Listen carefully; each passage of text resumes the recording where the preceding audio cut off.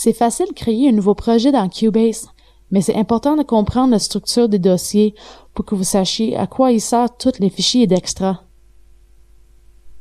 Quand vous démarrez Cubase, on commence avec un écran blanc. À moins que vous avez les préférences générales mises pour que Cubase va démarrer le dernier projet ou le Show Open Options dialog. Personnellement, je préfère utiliser le Show Open Options dialog. Choisissons New Project du menu File. La boîte de dialogue Templates va apparaître. Cubase vient avec les templates préfaits et vous pouvez créer vos propres aussi.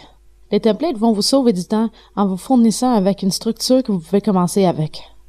On va vous montrer comment créer vos propres templates dans le niveau 4 de cette série DVD.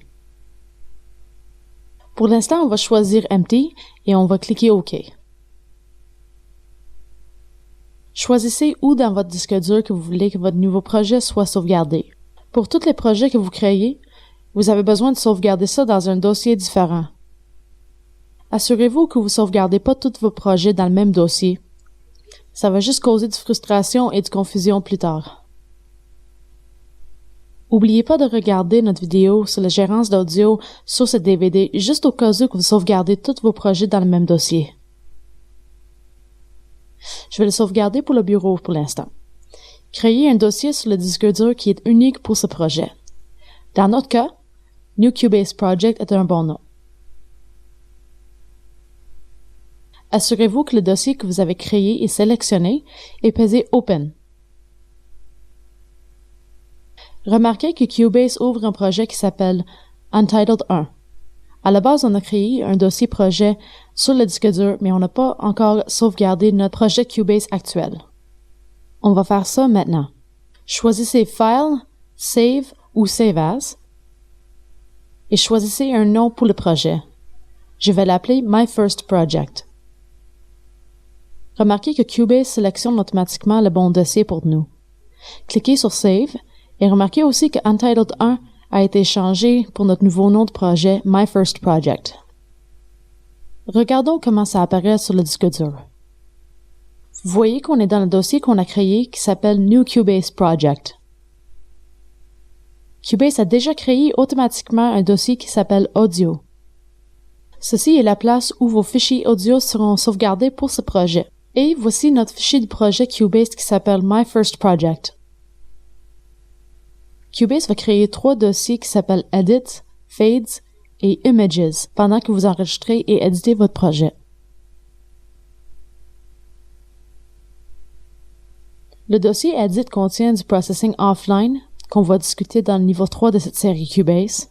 Le dossier Fade contient des fichiers Fade In, Fade Out et Crossfade qu'on va discuter dans le niveau 2 de cette série Cubase. Et le dossier Images contient les fichiers images pour vos fichiers d'audio pour que Cubase soit capable de dessiner vos fichiers audio sur l'écran rapidement.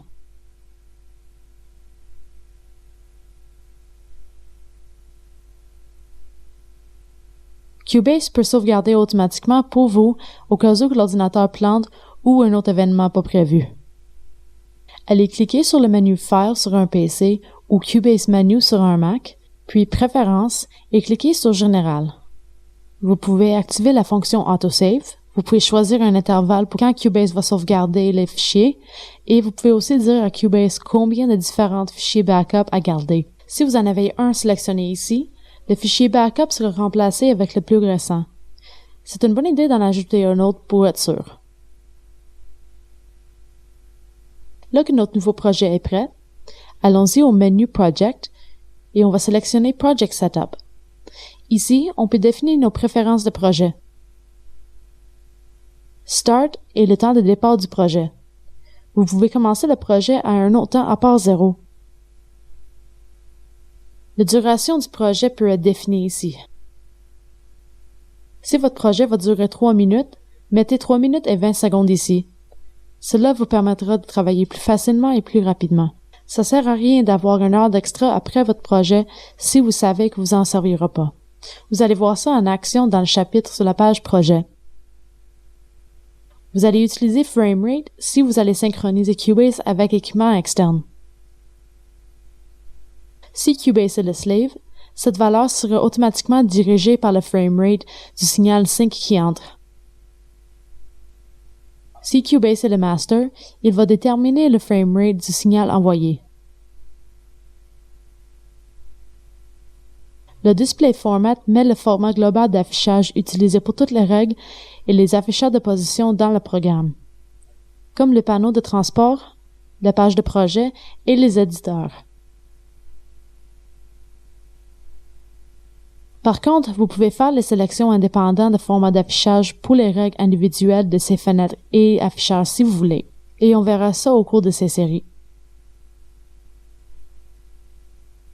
Le display offset décale la position de temps affichée dans la règle, etc., qui vous permet de récompenser pour la position de départ.